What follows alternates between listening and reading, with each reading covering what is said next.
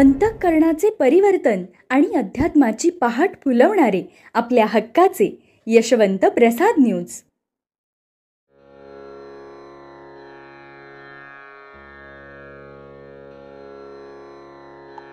पुंडलिक वरदा हरिविठ्ठल श्री ज्ञानदेव तुकाराम पंढरीनाथ भगवान की जय. परमहंस सद्गुरु श्री यशवंत बाबा महाराज की जय. पार्वती पते हर हर हर महादेव हर. यशवंत हो जयवंत हो, यशवंत हो जयवंत हो, यशवंत हो. सज्जन हो, आज 4 सप्टेंबर. आजच्यासाठी सद्गुरु यशवंत बाबा यांचे सुवचन म्हणजे, सत्य गुरु राये कृपा मज केली परी नाही घडली सेवा काही. भाग 2. अध्यात्मामध्ये गुरूंच्या विषयी 2 प्रवाह आहेत. गुरुला शोधायला जावे की गुरुनी शोधत यावे.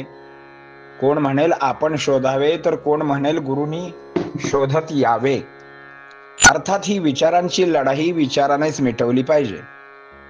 समजा आपणाला वाटत आहे की गुरुला शोधत जावे. खूप वणवण केली पण नेमका गुरु कोणता? खूप चांगला बोलला म्हणून तुम्ही त्याच्यावर भाळला आणि भविष्यात फसला, याला कोण काय करणार? म्हणजेच गुरु करायचा नसतो तर गुरु मिळायचा असतो. त्यासाठी आपली वृत्ती मुमुक्षू पाहिजे. परमेश्वराच्या गुरुच्या दर्शनाची ओढ पाहिजे आणि सदैव मुखाने नामाची संततधार लागली पाहिजे. शिवाय सत्कर्मच करीत राहिले पाहिजे. मग मात्र गुरुगाय शोधित येते. माझे वासरू कुठे आहे म्हणून. एका क्षणात शक्तिपात देऊन दिव्य तत्व देऊन टाकतात. रामकृष्ण पिसा होते. अचानकपणे तोतापुरी महाराज आले आणि शक्तिपात करून निघून गेले. गाडगे बाबाही असेच फिरत होते. अचानकपणे मलंग महाराज आले आणि अनुग्रह देऊन निघून गेले. हे गुरु आणि हे त्यांचे शिष्य खरोखरच धन्य म्हटले पाहिजेत, कारण हे सारे आपल्या मस्तीत मस्त असतात. गुरुला नेमके कळते कुठल्या आंब्याला पाड लागला आहे. अगदी पोपटासारखे त्यांचे असते. हजारो आंबे आंब्याच्या झाडाला लागलेले असतात. त्यांना आपण कैऱ्या म्हणूया. पण त्यातला एखादाच पाड लागलेला आंबा असतो. नेमका पोपट येतो आणि त्याला चोच मारून याला पाड लागला आहे हे जाहीर करतो. बाकीच्या कैऱ्या कच्च्या असतात, टणक असतात, आंबट असतात. मात्र ज्याला पाड लागला आहे तो आपला टणकपणा सोडतो, तो आपला आंबटपणा सोडतो आणि आपला कच्चेपणा सोडतो, आपला हिरवेपणा सोडतो. अंतःकरणामध्ये परिपक्वपणा आणतो. आंबटपणाऐवजी गोडपणा येतो, कच्चेपणाऐवजी पिकलेपणा येतो, टणकपणाऐवजी मऊ होतो आणि तेवढ्याच आंब्याला पक्षी चोच मारतात. असेच गुरुला कळते. कुठला आंबा आता पाडाला आलेला आहे त्याच्याजवळ बरोबर जातात आणि मस्तकावर हात ठेवून 2दा थापटून हे माझे आहे, हे पक्के झाले आहे, हे जग जाहीर करतात. सद्गुरु यशवंत बाबांच्या जीवनामध्ये सुद्धा मूळतः गुरुपण असल्या कारणाने कुणाला स्पर्शाने, कुणाला मंत्राने, कुणाला नेत्राने इत्यादी पद्धतीने त्यांनी दीक्षा दिली. मात्र बहुतेक जणांना नेत्रानेच दीक्षा दिली, कारण इथे त्यांना अवडंबर माजवायचे नव्हते. तुम्ही मला गुरु माना, मी तुम्हाला शिष्य मानतो, विषय मिटला. अशा पद्धतीनेही त्यांनी मार्गदर्शन केले होते. तरीही ज्याचा त्याला मार्ग दाखवून ते मोकळेच वेगळेच होते. माझ्या बाबतीमध्ये म्हणाल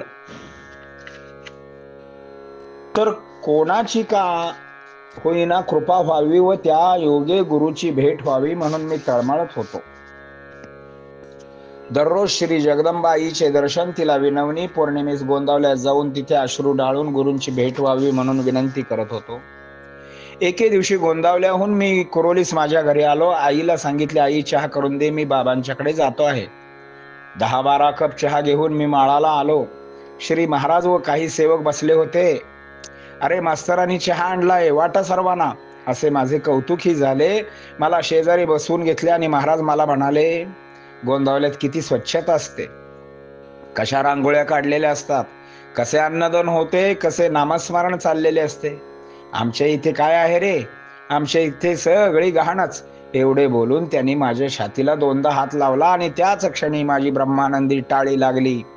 मला माझं देह सांभाळता येईना. परा पश्यंती मध्यमा वैखरी या चारी वाणीला मौन पडले. प्राण पांगुळला माझा. मी राहिलो नाही. एका क्षणात समाधी सुख देणारा तो स्पर्श होता.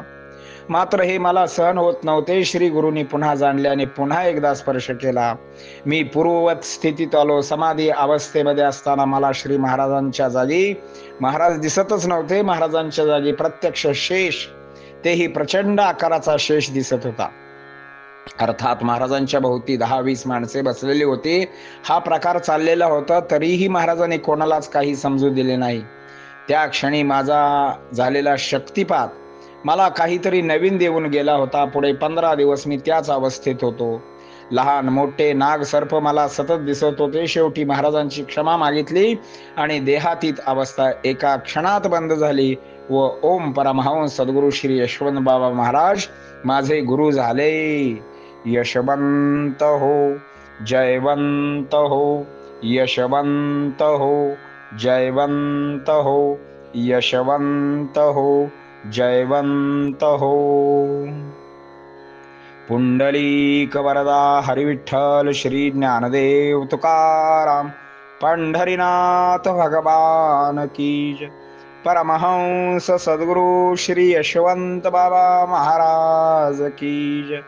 पार्वती पते हर हर हर महादेव हर.